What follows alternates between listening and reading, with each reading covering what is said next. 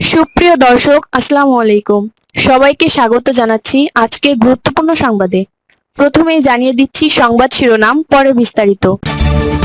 কিউবাকে ঘিরে রাশিয়া ও চীনের গোয়েন্দা তৎপরতায় নতুন উদ্বেগ যুক্তরাষ্ট্রের।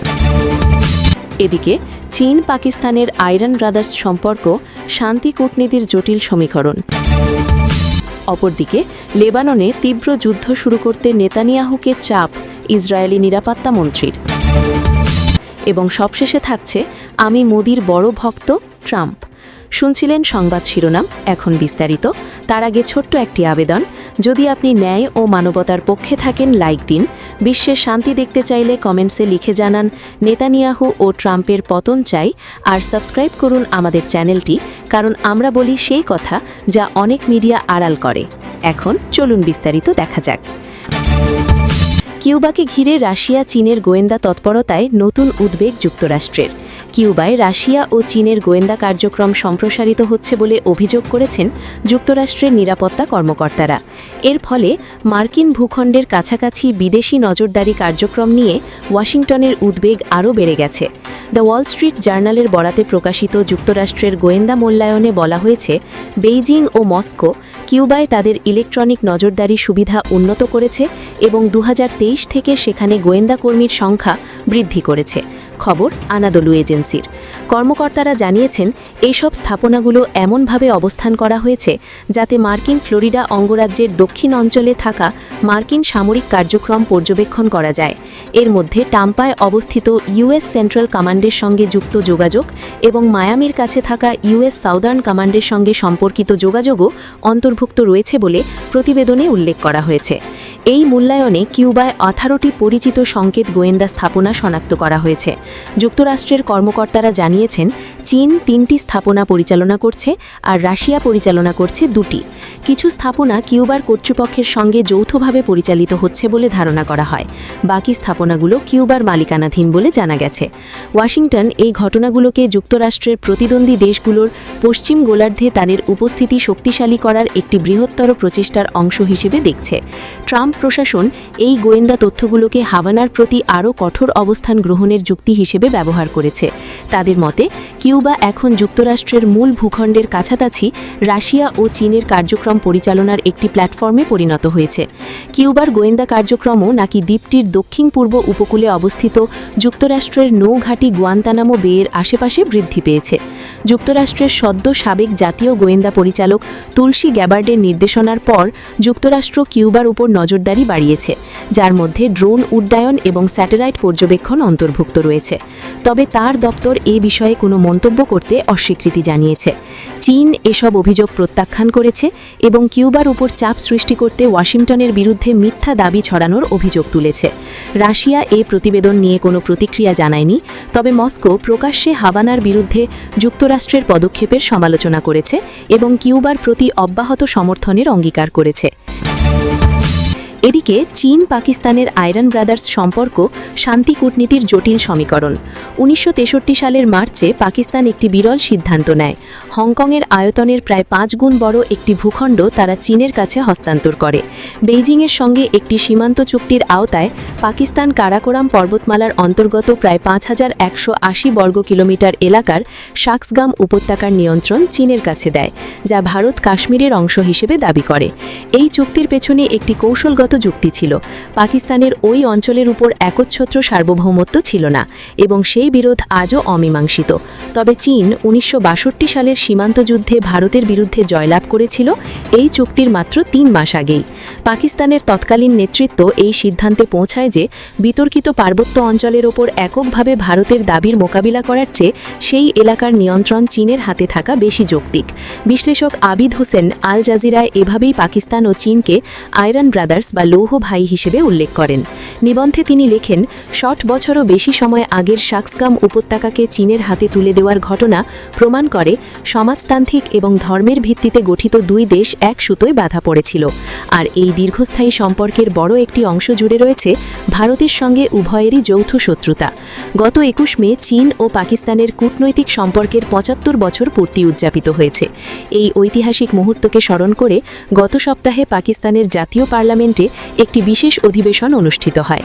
এরই ধারাবাহিকতায় 23 মে পাকিস্তানের প্রধানমন্ত্রী শাহবাজ শরীফ একটি উচ্চ পর্যায়ের সরকারি ও সামরিক প্রতিনিধি দল নিয়ে 4 দিনের রাষ্ট্রীয় সফরে বেইজিংয়ে যান। আবিদ হুসেইনের মতে কূটনৈতিক সম্পর্কের এই বিশেষ বর্ষপূর্তিতে দুই দেশের যৌথ বিবৃতি জনসম্মুখে দেওয়া বক্তব্যগুলোতে গত কয়েক দশক ধরে ব্যবহৃত পরিচিত শব্দগুলোই প্রতিধ্বনিত হতে দেখা যায়, যেমন আয়রন ব্রাদার্স, সব আবহাওয়ার বন্ধু, কিংবা যাদের বন্ধুত্ব মহাসাগরের চেয়েও উঁচু এবং গভীর মেরে। তবে আনুষ্ঠানিক এই উৎসবের আড়ালে দুই প্রতিবেশীর দীর্ঘ সম্পর্কের ইতিহাস রয়েছে। সেই ইতিহাসের পাতায় রয়েছে চীনের কাছে বিতর্কিত ভূখণ্ড হস্তান্তর, একটি গোপন পারমাণবিক চুক্তি যার কথা কোনো পক্ষই আনুষ্ঠানিকভাবে স্বীকার করেনি, এবং 1971 সালে আমেরিকার সঙ্গে চীনের কূটনৈতিক যোগাযোগের পথ তৈরিতে পাকিস্তানের ঐতিহাসিক মধ্যস্থতা। দুই দেশের এক শত্রু। 1949 সালের অক্টোবরে গণপ্রজাতন্ত্র চীন প্রতিষ্ঠার 6 মাসের মধ্যেই 1950 সালের জানুয়ারিতে বেইজিংকে স্বীকৃতি দেওয়া প্রথম মুসলিম রাষ্ট্র পাকিস্তান। এই পদক্ষেপকে অনেকে সাহসী ও প্রগতিশীল বলে বর্ণনা করলেও এর মূলে ছিল সম্পূর্ণ কৌশলগত বাধ্যবাধকতা। 1947 সালের অগাস্টে ব্রিটিশ শাসন থেকে স্বাধীনতার পর রাষ্ট্র হিসেবে নিজেদের গুছিয়ে নেওয়ার আগেই ভারতের বিরুদ্ধে একটি শক্তিশালী ভারসাম্য তৈরি করার প্রয়োজন ছিল ইসলামাবাদের। ফলে আদর্শের চেয়ে এখানে ভৌগোলিক অবস্থান এবং নিরাপত্তার হুমকি বেশি প্রাধান্য পেয়েছিল। আমেরিকায় অবস্থিত পাকিস্তানের সাবেক সামরিক কর্মকর্তা ও গবেষক ফিরোজ হাসান খান বলেন, চীনের সঙ্গে সম্পর্কটি সবসময় দীর্ঘমেয়াদী পরিকল্পনার অংশ ছিল। চীনিয়া নেতারা সে সময় বুঝতে পেরেছিলেন যে পাকিস্তান চীনের শত্রু নয়। বেইজিং বুঝতে পারে পাকিস্তানের মূল উদ্বেগ কেবল ভারতকে নিয়ে, যার সঙ্গে 1948 সালেই তারা ইতিমধ্যেই একটি যুদ্ধ লড়েছে। অন্যদিকে বেইজিং নিজেও তখন দিল্লির প্রতি ক্রমশ সন্দিহান হয়ে উঠছিল। পারমাণবিক চুক্তি। বাস্তবতা হলো দুটি বিশেষ ঘটনা চীন পাকিস্তান সম্পর্কের প্রকৃত ভিত্তি তৈরি করেছে। এর প্রথমটি ছিল পূর্বে উল্লেখিত শাক্সগাম উপত্যকা হস্তান্তর, যার নেপথ্যে ছিলেন পাকিস্তানের তৎকালীন পররাষ্ট্রমন্ত্রী জুলফিকার আলী ভুট্টো। দ্বিতীয় ঘটনাটি হল দুই দেশের পরমাণু সহযোগিতা। 1974 সালে যখন ভারত পোখরানে প্রথম পরমাণু পরীক্ষা চালায়, তখন পাকিস্তানের তৎকালীন প্রধানমন্ত্রী জুলফিকার আলী ভুট্টো ঘোষণা করেছিলেন যে কোনো মূল্যেই হোক পাকিস্তানও এই ক্ষমতা অর্জন করবে। এর ঠিক 3 বছর আগে 1971 সালের ডিসেম্বরে পাকিস্তানের চূড়ান্ত পরাজয় ঘটে, যার ফলে বাংলাদেশের অভ্যুদয় হয় এবং প্রায় 93,000 পাকিস্তানি সৈন্য আত্মসমর্পণ করেন। দ্বিতীয় বিশ্বযুদ্ধের পর এটিই ছিল সবচেয়ে বড় সামরিক আত্মসমর্পণের ঘটনা। ভারতের 1974-এর পরীক্ষা সেই জরুরি অবস্থাকে আরও বাড়িয়ে দিয়েছিল। বিশ্লেষকদের মতে চীন পাকিস্তানকে অস্ত্রের নকশা এবং অন্তত 2টি পরমাণু বোমার জন্য প্রয়োজনীয় সমৃদ্ধ ইউরেনিয়াম সরবরাহ করেছিল। তবে আনুষ্ঠানিকভাবে দুই দেশই এটি স্বীকার করেনি। 1998 সালের মে মাসে ভারত পারমাণবিক পরীক্ষা চালানোর 2 সপ্তাহ পরে পাকিস্তান যখন চাগাইতে পাল্টা পরীক্ষা চালায়, তখন জাতিসংঘ নিরাপত্তা পরিষদে পাকিস্তানের বিরুদ্ধে আনা নিন্দা প্রস্তাবে বাধা দিয়েছিল চীন। তবে পাকিস্তানের সাবেক রাষ্ট্রদূত সরদার মাসুদ খান এই সম্পর্ককে খাঁটি লেনদেন ভিত্তিক বলতে নারাজ। তিনি বলেন, বেইজিং বছরের পর বছর ধরে পাকিস্তানের এই ভূমিকাকে কৃতজ্ঞতার সঙ্গে স্বীকার করেছে। তার মতে 2015 সালে শুরু হওয়া 3000 কিলোমিটার দীর্ঘ চীন পাকিস্তান অর্থনৈতিক করিডর এবং বর্তমান প্রতিরক্ষা সহযোগিতা আসলে 1970-এর দশকে তৈরি হওয়া সেই স্ট্র্যাটেজিক বিশ্বাসের চূড়ান্ত রূপ। অর্থনৈতিক করিডর। চীন ও পাকিস্তান এর আগেও একটি বিশাল করিডর তৈরি করেছিল। 1960 সালে কারাকোরাম হাইওয়ে নির্মাণের কাজ শুরু হয়, যেটি বিশ্বের অন্যতম দুর্গম পাহাড়ি অঞ্চলের মধ্য দিয়ে 1300 কিলোমিটার রাস্তা তৈরির কাজ। এই প্রকল্প শেষ হতে প্রায় 2 দশক সময় লেগেছিল এবং এতে প্রায় 810 জন পাকিস্তানি শ্রমিক এবং 200 চীনা ইঞ্জিনিয়ার ভূমিধস এবং পাহাড় থেকে পড়ে মারা যান। গিলগিটের একটি স্মৃতিসৌধে এখনও 140 জন চীনা শ্রমিকের সমাধি রয়েছে। এই মহাসড়কটি চীনের ঝিনজিয়াং রাজ্যের কাশগড়কে আরব সাগরের সঙ্গে যুক্ত করে বেইজিংকে প্রথম ভারত মহাসাগরে যাওয়ার স্থলপথ দেয়। 2015 সালের এপ্রিলে চীন প্রেসিডেন্ট শি জিনপিং ইসলামাবাদে আসেন। সে সময় $6,200 কোটি ভিত্তিভূমি ও জ্বালানি বিনিয়োগ CPECর ঘোষণা দেন।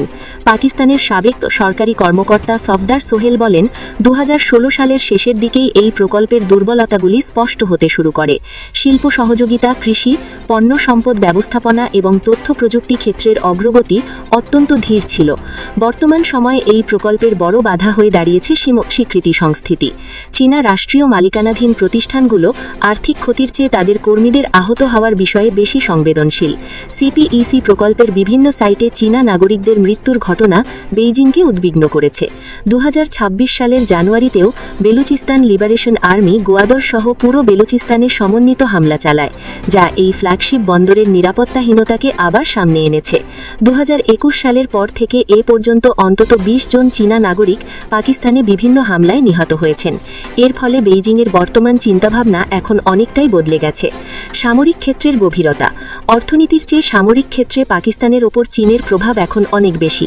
স্টকহোম আন্তর্জাতিক শান্তি গবেষণা প্রতিষ্ঠানের তথ্য অনুযায়ী পাকিস্তানের মোট অস্ত্র আমদানির 80% এখন সরবরাহ করে চীন, যা 10 বছর আগের তুলনায় উল্লেখযোগ্যভাবে বেশি। 2021 থেকে 2025 সালের মধ্যে পাকিস্তানের অস্ত্র আমদানি 66% বৃদ্ধি পেয়েছে। যৌথভাবে উৎপাদিত JF-13 থান্ডার জেট থেকে শুরু করে অত্যাধুনিক ফ্রিগেট এবং HQ-9 আকাশ প্রতিরক্ষা ব্যবস্থা সবকিছু মিলিয়ে পাকিস্তানের পুরো সামরিক ইকোসিস্টেম এখন চীনা প্রযুক্তির ওপর নির্ভরশীল। 2025 সালের মে মাসে ভারত ও পাকিস্তানের মধ্যে একটি সামরিক সংঘর্ষের সময় চীনা যুদ্ধাস্ত্রগুলোর কার্যকারিতা প্রমাণিত হয়েছিল। সামরিক বিশ্লেষক ফয়সাল বলেন, 2025 সালের মে মাসের সেই সংঘর্ষের পর পাকিস্তানি সামরিক বাহিনী চীনা হার্ডওয়্যারের উপর পূর্ণ আস্থা পেয়েছে এবং এখন যৌথ উৎপাদন আরও ত্বরান্বিত হচ্ছে। চীনের জন্য এটি ছিল পশ্চিমী ও রুশ উন্নত প্রতিরক্ষা ব্যবস্থা বিরুদ্ধে তাদের নিজস্ব প্রযুক্তির কার্যকারিতা প্রদর্শনের একটি বড় সুযোগ। তবে সেই সংঘাতের পর দুই দেশের মধ্যে যুদ্ধবিরতি বেইজিং নয় বরং ওয়াশিংটনের মধ্যস্থতায় হয়েছিল।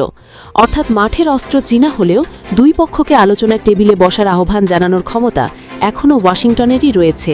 কারণ ভারতের সঙ্গে সীমান্ত বিরোধের কারণে চীন কখনোই দক্ষিণ এশিয়ায় একজন নিরপেক্ষ মধ্যস্থতাকারী হতে পারবে না। ভবিষ্যতের পথ। চলতি 2026 সালের 14 মে পাকিস্তান চীনের অভ্যন্তরীণ পুঁজি বাজারে তাদের প্রথম প্যান্ডা বন্ড ইস্যু করেছে, যার মূল্য $250 মিলিয়ন।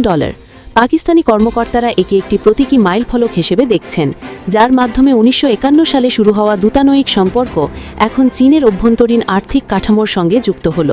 তবে সব মিলিয়ে কিছু বাস্তব সীমাবদ্ধতা এখনও রয়ে গেছে। পাকিস্তানি চীনা নাগরিকরা এখনও লক্ষ্যবস্তু হচ্ছেন। সিপেক অবকাঠামো ও ঋণের পাহাড় তৈরি করেছে এবং ডোনাল্ড ট্রাম্পের কারণে চীন ভারত সম্পর্কের সমীকরণও বদলে যেতে পারে। অধ্যাপক কারাইয়ের মতে এই সম্পর্কের স্থায়িত্ব প্রমাণ করে যে এর মূল ভিত্তিটি সরকার বা আদর্শের পরিবর্তনের চেয়েও অনেক বেশি শক্তিশালী। চীন পাকিস্তান সম্পর্কের এই দীর্ঘ যাত্রায় যেমন বড় কৌশলগত সাফল্য রয়েছে, তেমনি রয়েছে গভীর অর্থনৈতিক ক্ষত। আর এই দুই বাস্তবতাকে সঙ্গে নিয়েই এগিয়ে চলেছে তাদের 75 বছরের এই আয়রন ব্রাদার্স। অপরদিকে লেবাননে তীব্র যুদ্ধ শুরু করতে নেতানিয়াহুকে চাপ ইসরায়েলি নিরাপত্তা মন্ত্রীর। গত সপ্তাহে লেবাননে যুদ্ধবিরতির মেয়াদ বাড়ানো হলেও তা মানতে নারাজ ইসরায়েলের কট্টর ডানপন্থী জাতীয় নিরাপত্তা বিষয়ক মন্ত্রী ইতামার বেন গভির। লেবাননে আবারও পুরোদমে তীব্র যুদ্ধ শুরু করার জন্য ইসরায়েলি প্রধানমন্ত্রী বেনিয়ামিন নেতানিয়াহুর প্রতি জোর দাবি জানিয়েছেন তিনি। বিশেষ করে হিজবুল্লাহর ড্রোন হামলার মুখে ইসরায়েলের বর্তমান পরিস্থিতিকে কোনোভাবেই মেনে নেওয়া উচিত নয় বলে মন্তব্য করেছেন এই কট্টরপন্থী নেতা। সামাজিক যোগাযোগ মাধ্যম এক্সে বা সাবেক টুইটারে দেওয়া এক পোস্টে বেন গভির লেখেন, বিস্ফোরক ড্রোনের এই বাস্তবতাকে স্বাভাবিক হিসেবে মেনে নেওয়া নিষিদ্ধ। এখন সময় এসেছে প্রধানমন্ত্রীর উচিত মার্কিন প্রেসিডেন্ট ডোনাল্ড ট্রাম্পের টেবিলে চাপ দিয়ে স্পষ্ট জানিয়ে দেওয়া যে আমরা লেবাননে আবারও যুদ্ধে ফিরছি। ইসরায়েলের নিরাপত্তা নিশ্চিত করতে কঠোর পদক্ষেপের দাবি জানিয়ে তিনি আরও বলেন, আমাদের লেবাননের বিদ্যুৎ সংযোগ বিচ্ছিন্ন করে দিতে হবে, বেইরুতের দাহিয়া অঞ্চল দখল করতে হবে এবং একটি তীব্র ও পুরোদস্তুর যুদ্ধে প্রত্যাবর্তন করতে হবে। মূলত চলমান সংঘাতে হিজবুল্লাহর ব্যবহৃত সস্তা ও প্রযুক্তিসম্মত ড্রোনগুলো প্রতিনিয়ত ইসরায়েলের অত্যাধুনিক রাডার ফাঁকি দিয়ে আকাশ সীমায় প্রবেশ করছে। এই ড্রোন অনুপ্রবেশের ঘটনা ক্রমান্বয়ে বৃদ্ধি পাওয়ায় ইসরায়েলের অভ্যন্তরে ব্যাপক উদ্বেগ ও ক্ষোভের সৃষ্টি হয়েছে। এরই পরিপ্রেক্ষিতে বেন গভির যুদ্ধবিরতি চুক্তির তীব্র বিরোধিতা করে লেবাননের উপর সামরিক চাপ বাড়ানোর এই উগ্র আহ্বান জানালেন। তবে এই বিষয়ে প্রধানমন্ত্রী নেতানিয়াহু বা ট্রাম্প প্রশাসনের পক্ষ থেকে এখনও আনুষ্ঠানিক কোনো প্রতিক্রিয়া জানানো হয়নি। এবং শেষ ভাগে, আমি মোদির বড় ভক্ত ট্রাম্প। ভারতের প্রধানমন্ত্রী নরেন্দ্র মোদির ভূয়সী প্রশংসা করেছেন মার্কিন প্রেসিডেন্ট ডোনাল্ড ট্রাম্প। নিজেকে মোদির বড় ভক্ত বলেও উল্লেখ করেছেন তিনি। স্থানীয় সময় রবিবার ২৪শে মে যুক্তরাষ্ট্রের স্বাধীনতা ঘোষণার ২৫০তম বার্ষিকী উপলক্ষে দিল্লিতে আয়োজিত একটি অনুষ্ঠানে ফোনে সরাসরি যুক্ত হয়ে এ মন্তব্য করেন মার্কিন প্রেসিডেন্ট। অনুষ্ঠানে মার্কিন পররাষ্ট্রমন্ত্রী মার্কো রুবিও এবং ভারতে যুক্তরাষ্ট্রের দূত সার্জিও গোর উপস্থিত ছিলেন। অনুষ্ঠানে ভারতে নিযুক্ত মার্কিন দূত সার্জিওকে ফোন করে ট্রাম্প বলেন, সার্জিও, তোমাকে আমাদের দেশের প্রতিনিধি করতে হবে, তবে আমি সবার প্রতি শুভেচ্ছা জানাতে চাই। আমি প্রধানমন্ত্রীকে ভালোবাসি, মোদি অসাধারণ, তিনি আমার বন্ধু। ট্রাম্প বলেন, ভারতের এত কাছাকাছি আমরা আগে কখনো ছিলাম না। ভারত আমাদের উপর ১০০% ভরসা করতে পারে। তাদের কোনো সাহায্য প্রয়োজন হলে তারা জানে কোথায় ফোন করতে হবে, তারা এখানেই ফোন করবে। আমরা ভালো করছি, আমরা একের পর এক রেকর্ড গড়ছি। ট্রাম্প আরও বলেন, আমাদের অর্থনীতি রেকর্ড পরিমাণ শক্তিশালী, শেয়ার বাজারও রেকর্ড উচ্চমাত্রায়, আর ভারত যা চায় তাই পায়। আমি প্রধানমন্ত্রী মোদির একজন বড় ভক্ত। এ সময় তিনি মার্কো রুবিওরও ভূয়সী প্রশংসা করেন। তিনি বলেন, তিনি যুক্তরাষ্ট্রের ইতিহাসে সর্বকালের সেরা পররাষ্ট্রমন্ত্রী হিসেবে দায়িত্ব শেষ করবেন। যখন আপনার কাছে মার্কো, সার্জিওর মতো মানুষ থাকে, তখন আপনি সবচেয়ে গুরুত্বপূর্ণ বিষয়গুলোই পাচ্ছেন। ট্রাম্প আরও বলেন, আমি জানি আপনারা আমাদের ভালোভাবে প্রতিনিধিত্ব করবেন। সবাই সন্ধ্যাটা উপভোগ করুন। প্রধানমন্ত্রী মোদিকে শুভেচ্ছা জানাতে পেরে আমি সম্মানিত বোধ করি। তাকে জানাবেন আমি তার একজন বড় ভক্ত।